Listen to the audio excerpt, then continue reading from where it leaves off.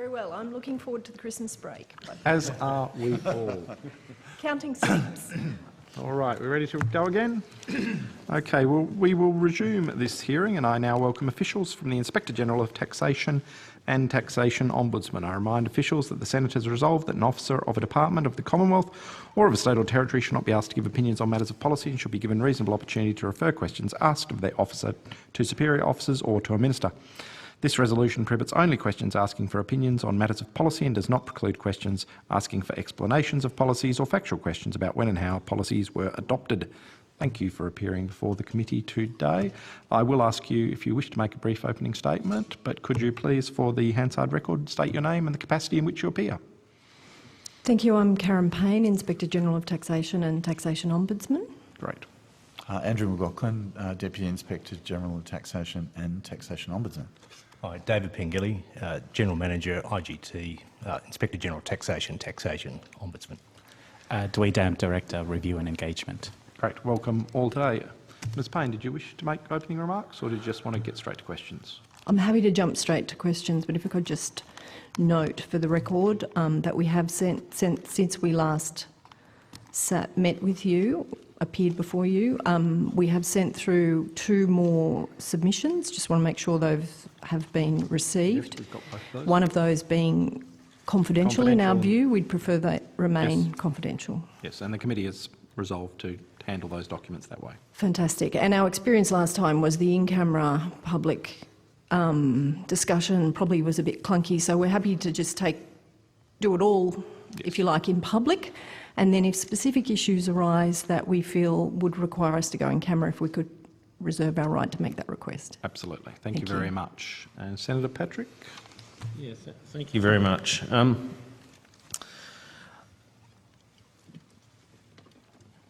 going to go to questions relating to your interaction with the tax office in terms of getting information, and we did talk about this last time around. I just wonder, maybe if we go on the record and just perhaps talk about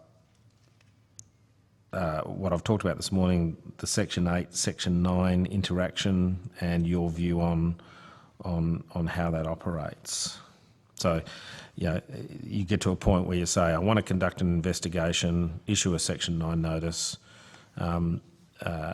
Is it common ground with what we just heard from the Ombudsman that you have to start an investigation first before you issue the Section 9 notice? That's correct, Senator. So just to kind of back up a bit. Yep. Before we get access to anything, if we have to have commenced an investigation of some sort. There are 2 types of investigation we can conduct. One is in response to a tax complaint, which is the tax laws are affecting me personally. That is a complaint by an individual taxpayer or indeed a tax practitioner who wants to complain that the Tax Practitioner Board is not administering their registration or is not dealing with them appropriately. In both those instances, it's a private complaint, and before we can it's a tax complaint, and before we can commence that investigation, we are under an obligation to notify the tax office or the Tax Practitioner Board that we're about to commence that investigation. Let me just pause there in case. So that's the tax complaints. Yep. And then in circumstances where we've initiated a systemic review, or where this committee or any other committee has asked us to conduct a review of the tax systems or the tax administration systems, by virtue of the fact that we've announced that review, we now have access to particular records with the tax office. But I might see if one of my other colleagues wants to expand on that. Certainly legally under Section 8, the notification needs to happen before we can exercise powers under 9. I think as Ms Payne has pointed out, how that notification takes place might depend on what type of investigation. So if it's a systems investigation or a systems review, notify publicly. If it's one of a tax complaint, we notify privately directly to the ATO through an agreed system of process by which they understand that's the notification. An investigation has commenced. But so to compel somebody to give us information, which I think might be where you're going. Well, in actual fact, maybe let's start with the gentle mode first, where Okay. where you're not compelling, because I know you made a comment about, just a flipping comment about maybe we should be issuing more. I might come back to that, more Section 9 notices, but I'll come back to that. In the circumstances where you're in one of those two modes, with a complaint or a systematic examination, on evidence that has been provided to the committee, and some of it's confidential, so I won't go to the detail of it, but it's known that Helen Pataya has made submissions to the inquiry. There's evidence in there where it looks like the tax office were frustrating you in access to information. Have I read that correctly? Was that something that's been experienced or was experienced in the context of that investigation? Not that investigation, but generally. Or generally? Well, generally, I think that sometimes we do investigate where views are expressed by OT officers about certain aspects of the investigation. We might consider those and take those into account, but at the end of the day, we operate independently. We have our obligations under our Act, and so we make a decision on that basis. If they're asking us not to look into certain areas, we'd request reasons why. There might be good reasons. For example, it might be information that has been provided under the Crime Commission legislation, different secrecy provisions. The information may not relate to the specific issue in question, those sorts of matters. And so if there's a valid reason, we'll test that as to see, well, what's the basis for that. But as with any process, we'll listen and consider to views that are expressed, but we'll make our own independent judgment about what we do and how we conduct our investigation. It is fair to say that there have been challenges at times where there may have been jurisdictional concern as to whether or not it was within the boundary of our powers to make inquiry and to access certain information, particularly where it may intersect with employment-related matters, which we are expressly prohibited from looking at. So there are occasions where we do have challenges in being able to access information in relation to a particular investigation that we may have on foot. I should also say, though, that that's not common. It tends to occur in the more challenging and more complex cases where that can arise.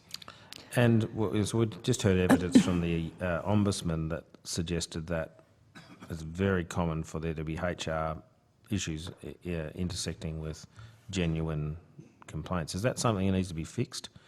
Like, obviously, dominant purpose must be related to tax as opposed to HR, but if the dominant purpose does fit that category, then HR-related information may be necessary to pull across and for you guys to have a look at it. My view would be, Senator, that wherever you say, on the one hand, you may look at this, and on the other hand, you must not look at this, if there are issues that invariably are going to sit in both of those pipes or pools, then you end up with a jurisdictional debate as to whether or not you can or cannot look at that, which would be why my preference would be wherever you're trying to exclude jurisdiction, for example, to not look at HR issues, it should say you may look at this but not to the extent that it relates to HR issues, for example, rather than simply leaving it as you may look at this but you must not look at this, and when something kind of crosses or straddles those two areas, you end up in limbo. Well, quite plainly, it fetters your investigation, doesn't it?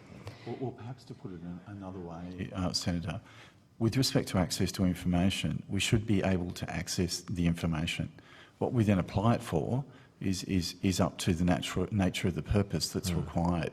So it shouldn't be sort of a fight over whether or not we can actually get the information necessary to consider the issues, but the purpose we then apply it for, rather than getting caught in a cycle of whether or not we should have got the information in the first place, is one of the wrestles that would be helpful to be avoided. So jurisdiction is actually, in some sense, quite legal and probably a proper argument to have. Are there any instances where you've been frustrated when it wasn't related to jurisdictional matters, so someone just didn't want to show you? So Mr. Pengelly, you were saying that, you know, someone says you can't look at this and you listen to the reasons why, but it's ultimately your decision. What happens when you make the decision, I do want to look at it, and the tax office is in disagreement? Well, then we have a process. We will escalate that to a more senior officer and make those views met. Ultimately, that could be escalated to agency head level for that discussion to take place about a resolution for that. I suppose a lot of these issues arise where we don't have direct access to ATO systems and their records, and we're relying on an ATO officer to obtain, extract or give that to us. We seek to rely at all times on contemporaneous documentary evidence rather than rely on people's memories or what happened. Is so there that the option of going to a judicial process if there isn't a disagreement? I mean, what's the end point of that disagreement? Somebody has to back down? Or is it a Section 9 notice? it can be. It can be. So a decision. ultimately, you can get to a point where you disagree with the tax office and then issue a Section 9 notice, and they can't then stop you getting access to it. Isn't that ultimately the case? Providing there's an investigation in place, we issue the Section 9 notice, then people are obliged to comply with Section 9. Okay, and so aren't we talking about getting access to data? Wouldn't that always be in the context of an investigation, or is there a preliminary stage where you're not quite hitting the Section 8 threshold such that you can issue a Section 9 notice? So There is a preliminary investigation power within the Ombudsman's Act. The Ombudsman can talk through their approach in relation to that as well, and we have liaised in relation to that. It's a challenging situation again because you still need to notify the Commissioner. So the notification process is always required. The authorisation process that we're subject to is still within the terms of those provisions, as well as Section 8. We're even looking at preliminary issues. So we don't ordinarily, without exercising our powers of compulsion, we don't get access to anything unless it's approved or authorised by the Commissioner of Taxation. That's correct. That's how the statute is written.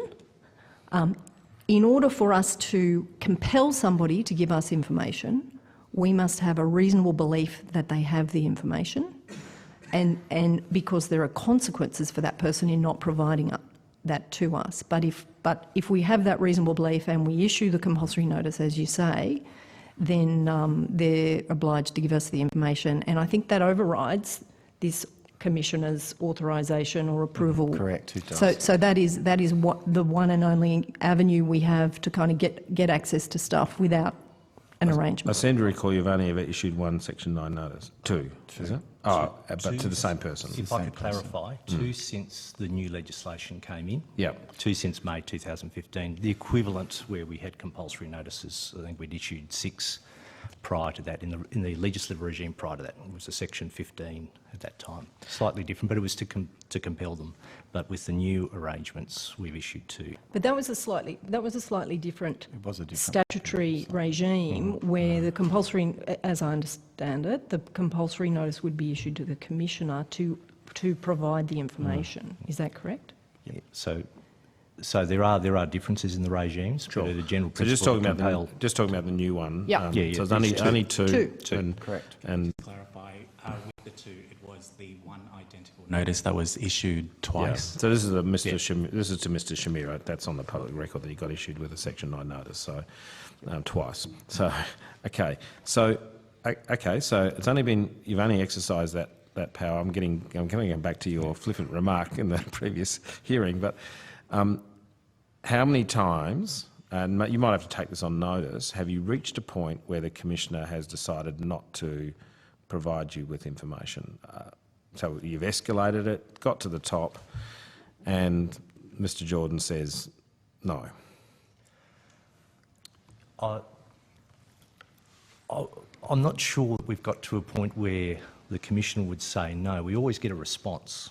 Now, whether it's the information that we're actually after is a different question. Right. Okay, so how many times have you not got the information that you wanted from the Tax Commissioner. We would have to take that on notice. sure. And I think the issue is, if we're not getting an answer to the question that we've asked, then we have historically taken a view, well, how else can we solve this problem? How else can we try and resolve this problem? If they're not prepared to give us this, is there something else we can get that would get us to the same level of comfort, level of satisfaction? But is this an issue again, and you know, you often see this in the political process where a question is asked in such a way as it could be answered in a lot of different ways. I mean, are we talking about where the ring fence is sitting, or are we talking about...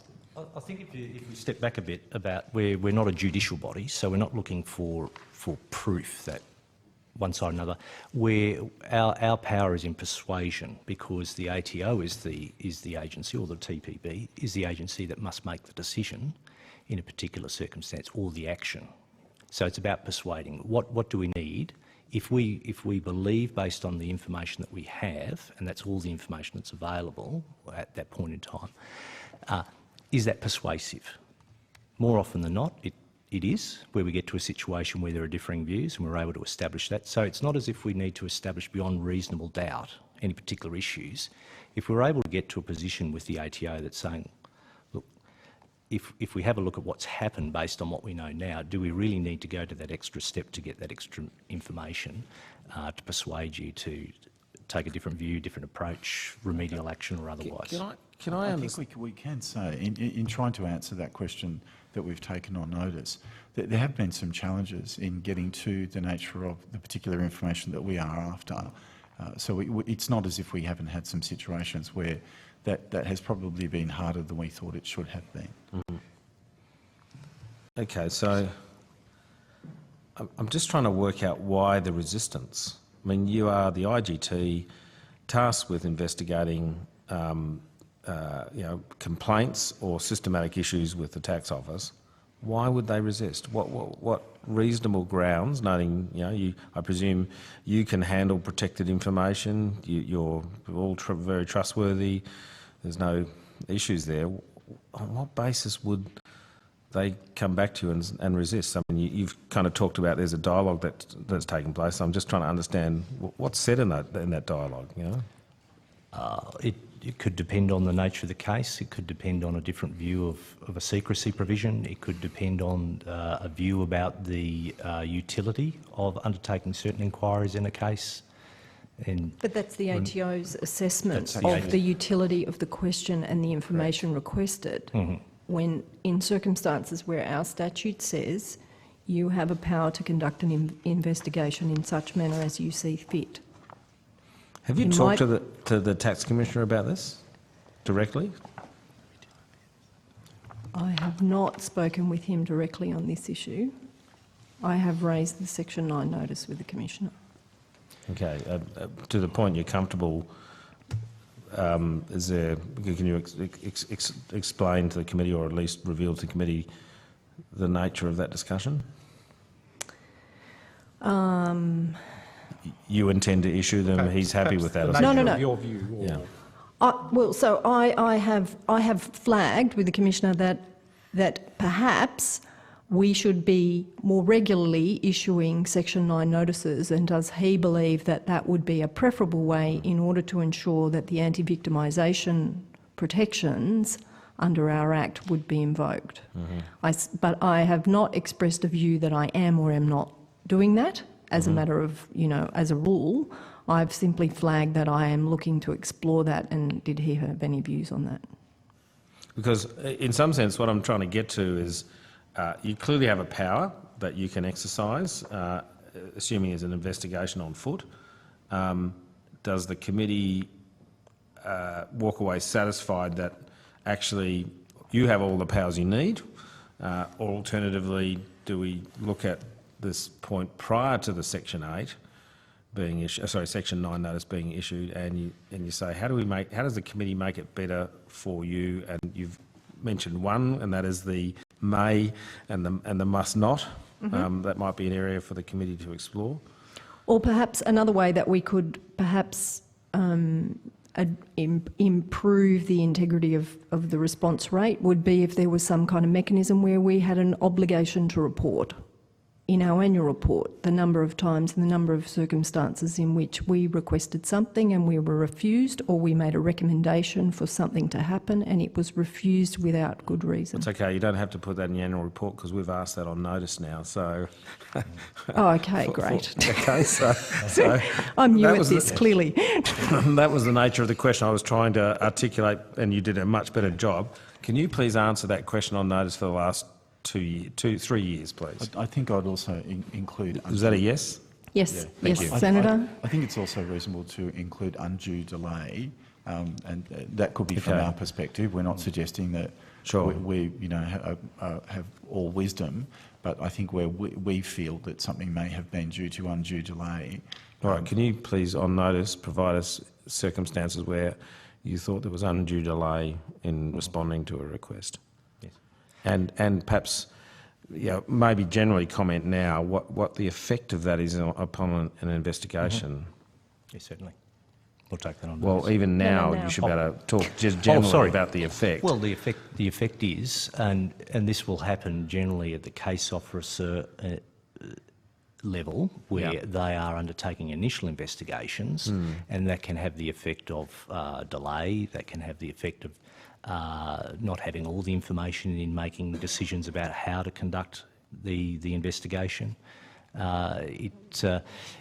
Getting to a position where we have all the relevant information available so that we can make a well-informed decision about what the options for resolution should be in a particular circumstance is the aim, and so it does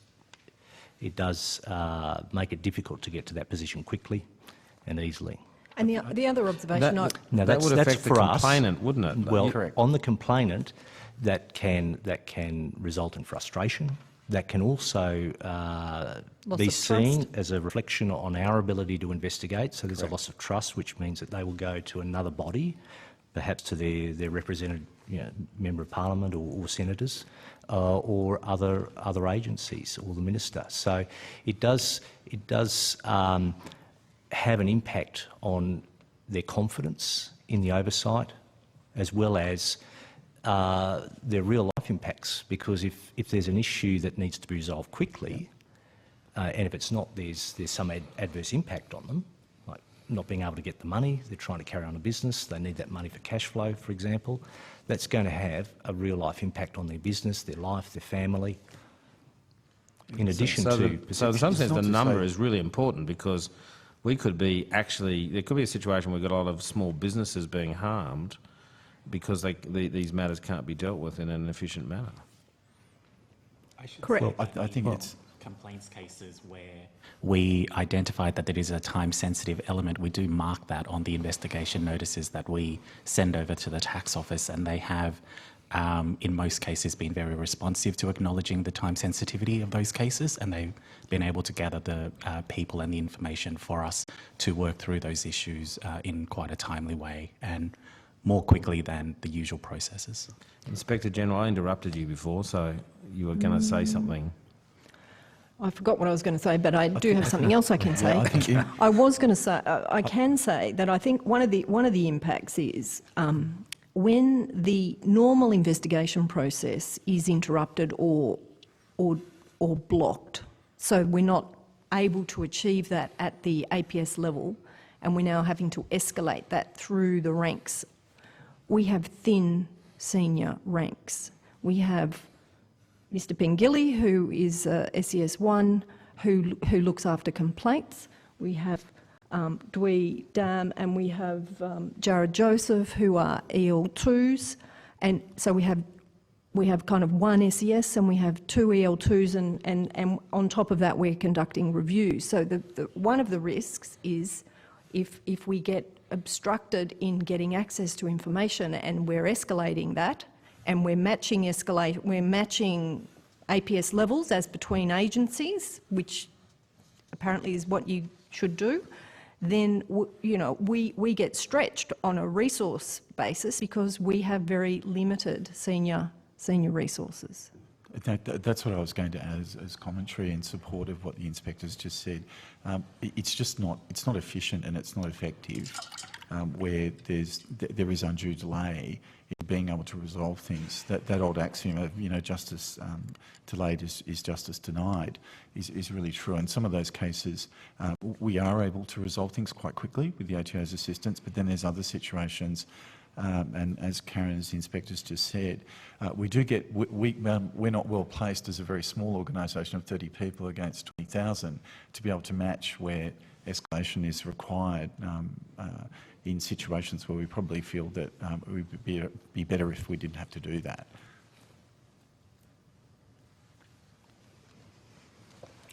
Given the age of your organisation, say you're under your current Act 2015. Is this something that the relationship means that it's improved over time, or is it something that's just a stumbling block based on the structure and the legislation you're operating under? So I'm new, so I'll let other people make their observations who've been there for the implementation journey. But my observation would be, we took on the tax ombudsman role in 2015. We have historically been an Inspector General of Taxation role only.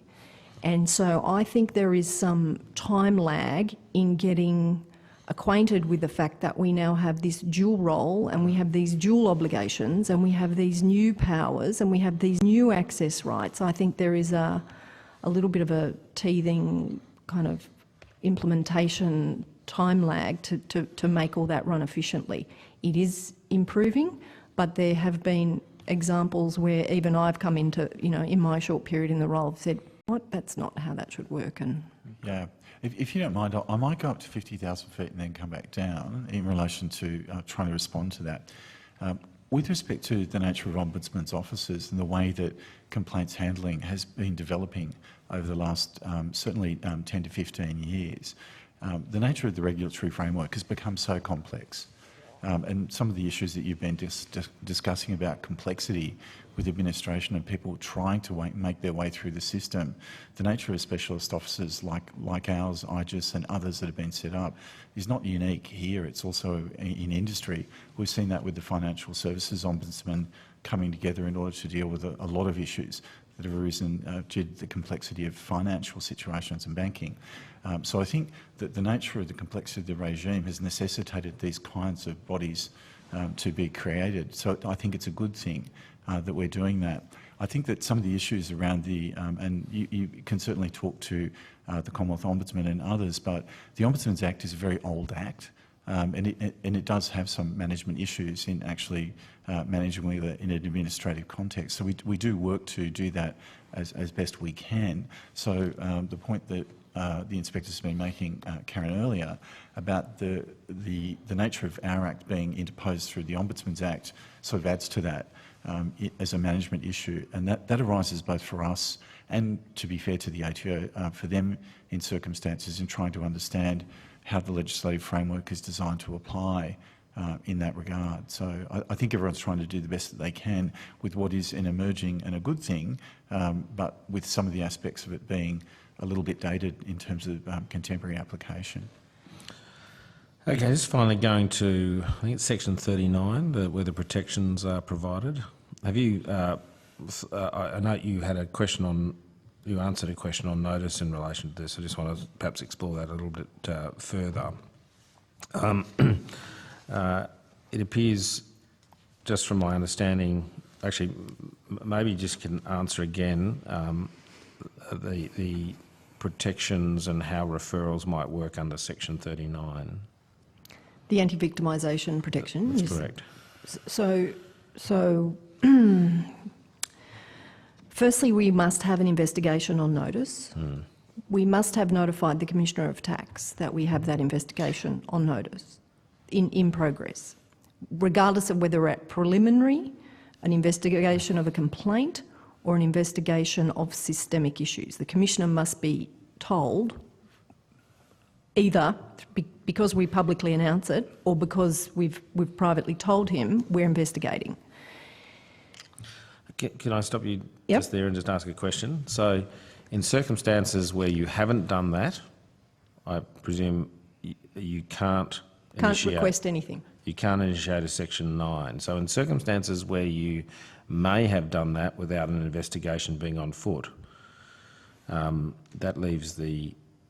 You're not suggesting that leaves the person issued the Section 9 in a precarious position? I mean, would a court really not offer the protection in circumstances where there's a failing of the issuer? I mean, a person's entitled to trust that you have issued the Section 9 notice lawfully, and certainly I think the Blue Sky, the High Court cases, I think it was Blue Sky, made the point that you don't have to get everything right for the law to not comply or not protect someone, or for those protections to operate. Yeah. I think in our space we've never it's never been seriously challenged that that the Section 9 notice has been validly issued. Sure. Yeah. I think the difficulty with the victimisation is because of what we must not look at. Mm-hmm. If you look to the US experience with, say, for example, whistleblowers, that where there's it's very rare that an employer, generally speaking, would admit, yes, we took this action in retaliation or discriminatory action because of a disclosure that they've made. So as an investigator, you need to examine if that is a legitimate business action in terms of that was performance, or if it is in relation to some response to their disclosure. You need to examine things like their personnel record, before, after. You need to see, is that discriminatory in relation to other employees? So you need to look at how have they treated other employees with similar sorts of behaviours as well. Is that discriminatory? So if you're carved out of examining that, I think there's an issue about the legal protection that you might have with a particular provision. Is that able to be effectively used or enforced? Enforced, yes. Okay, so that's interesting in that certainly under whistleblower protection now, and I'll give the coalition government credit because it's Christmas, in relation to the corporate sector, then the obligation now, for example, on in circumstances where an allegation's made that there's been a reprisal, generally the person who feels they've been victimised only has to establish the fact that there is victimisation, or that there is a detriment, and it is all the obligation is switched upon the corporation to then prove that it's not related to blowing the whistle. Is that something we would need to look at in Section 39 to allow a very low threshold where a claim can be made, I've been victimised, and then all the burden switches on the Goliath to basically say, no, that's not what happened. Senator, I think the most important thing to always remember about our Act, and this goes back to the original version of the Act before it was amended to draw in the Ombudsman Act when we took on complaint handling, is that it's truly not set up for whistleblowing, our current set of legislative laws that pertain to us. So when we do talk about whistleblowing, and I think it's really important that we do, it is to also recognise that the nature of the victimisation provision was set up in a very different context. Yeah, sorry, I wasn't trying to conflate whistleblowing. I was just using the example in modern whistleblowing legislation that this Parliament has passed. It might have been in the last A reverse Parliament. onus, reverse onus of proof of lying. Yes, that obviously enhances the protection available to the person making the disclosure. But I would suggest that another dimension that would need to be addressed is because if you're the individual, and particularly so if you're, let's say you're a tax official, you have important obligations of secrecy and confidentiality and consequence for breaching that. So the system is designed to encourage you not to speak outside of your agency. So even, I would suggest, even... That's Mr Pizzulo's view. I can certainly testify. Yeah. Sorry, that's it. Good. Yeah. He's put that view to the PJCIS. So Well, one of the issues that was raised earlier in relation to AT officers approaching our office, we sought to try and explain how difficult that is, that catch-22, when people are in a whistleblowing capacity. That's almost impossible for us to manage. yeah, look, I did verbal you actually when we had the tax commissioner before us suggesting, and of course protected by privilege, that there may have been circumstances where an official has come to you with a genuine concern, and you may have acted on that concern, even though your view is that maybe the tax officer shouldn't have done that. That's unfortunate, where someone comes with protected information and may not be aware that they've actually made what could be an allegation of criminal breach under our Act, which we are duty bound to report. So I guess what I was trying to flag before is the fact that you have this obligation of secrecy and confidentiality and a statutory offence created for breaching it, just by giving somebody an anti-victimisation protection and even a reverse onus of proof doesn't get you out of the statutory consequence. But we now have an answer from the ATO, is very clear, that says if you issue a Section 9 notice, their officials are to comply. Yes, If nothing else comes out of this inquiry, that's good. But for us to issue a Section 9 notice, Yeah. we need to know that somebody has information they can Sure, give us. that's the catch. And a reasonable belief that they have information they can give us. Now, how would I know that unless they've told me And it's not already? the suggestion that we might be able to just do that on a nod and a wink and then No, I understand commit that. So- resources but without that's- having...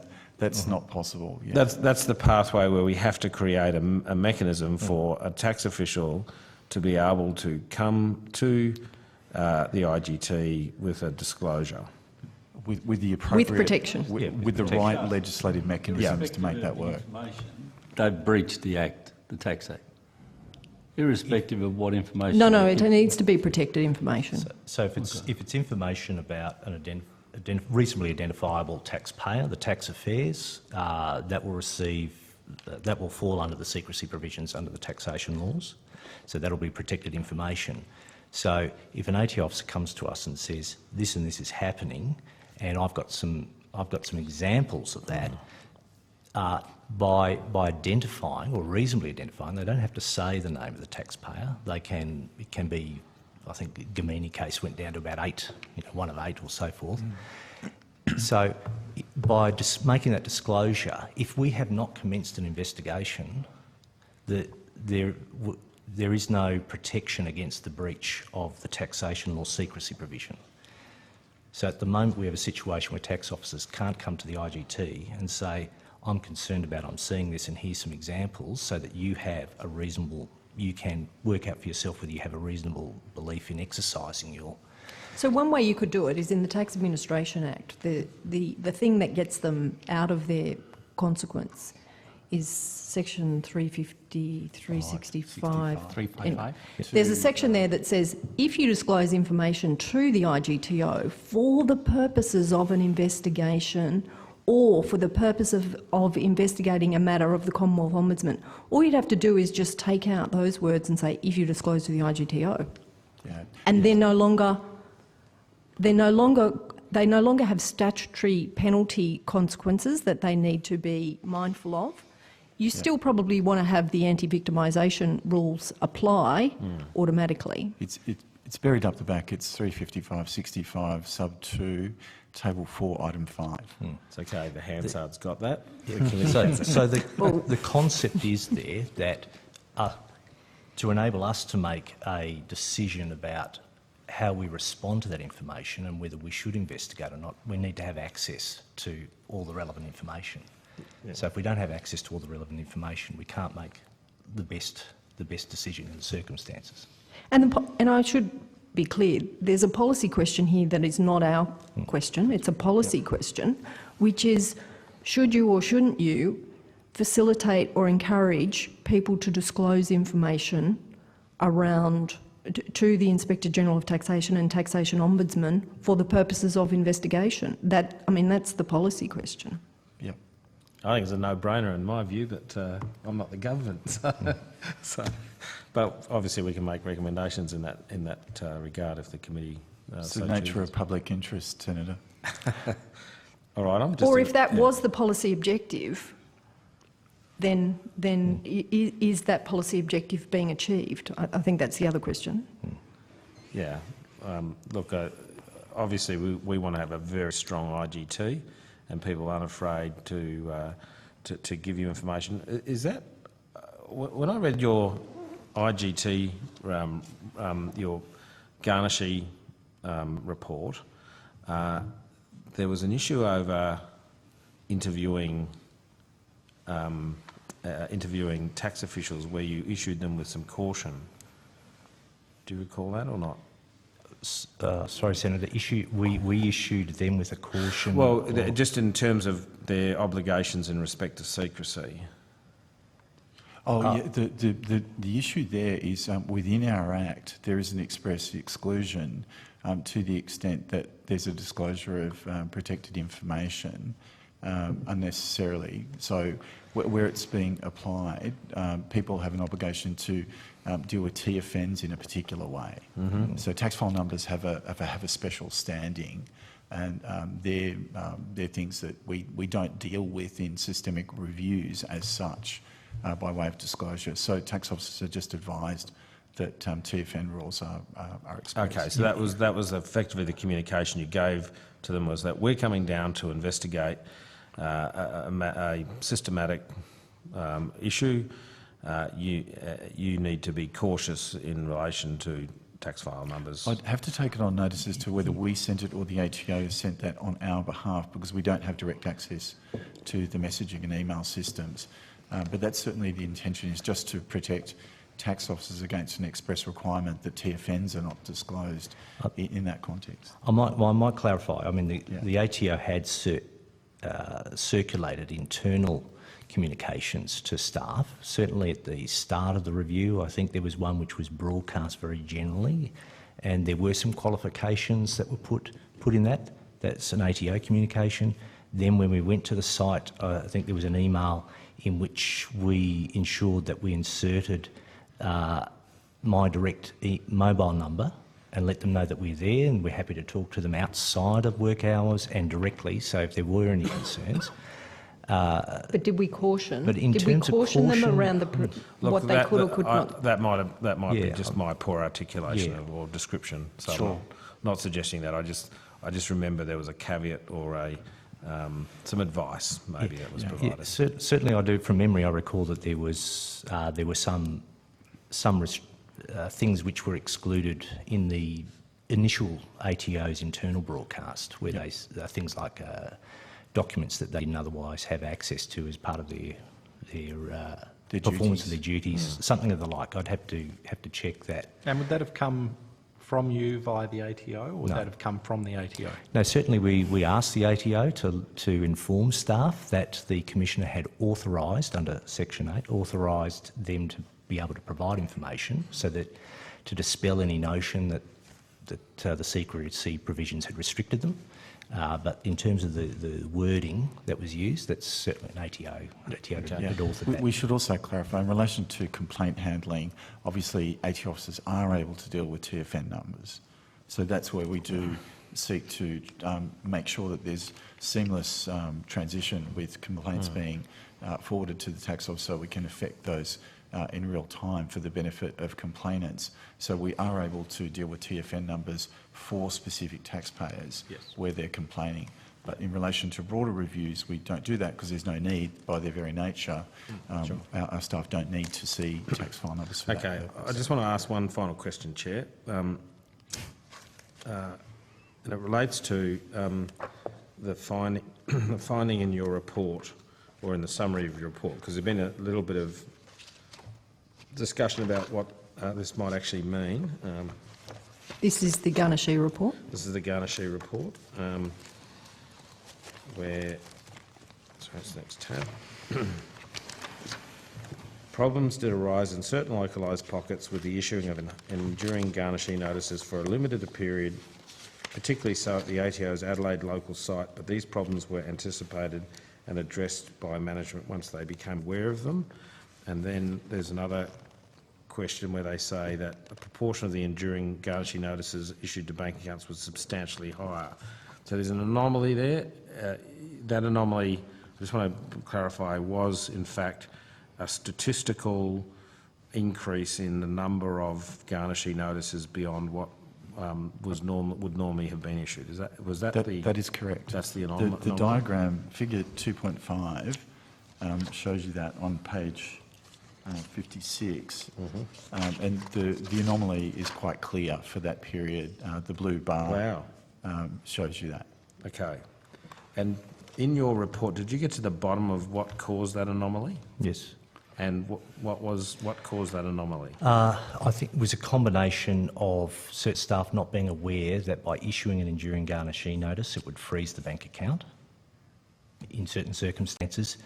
So you're saying they issued them perhaps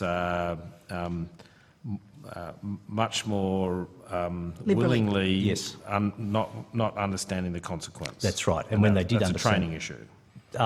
yes, training issue also too. I mean, there are quite a few nuances and factors there. Training issue, access to information, not all documents that were provided to staff. It did rely on team leaders and coaches to make corrections.